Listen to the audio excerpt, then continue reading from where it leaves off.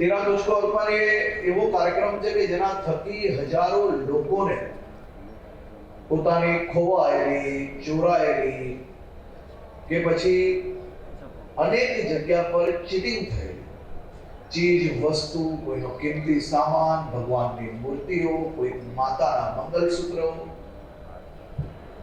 જપ્ત તો કરી લેતા, પરંતુ વર્ષો વર્ષ સુધી કોર્ટના ધક્કા ખાય, પરંતુ એને ક્યારેય એની વસ્તુ ઝડપથી મળે નહીં. પરંતુ તેરા તુझको અર્પણ એ એક એવું મોડેલ છે કે દેશના બીજા અનેક રાજ્યો માટે પ્રેરણા પૂરી પાડી શકે.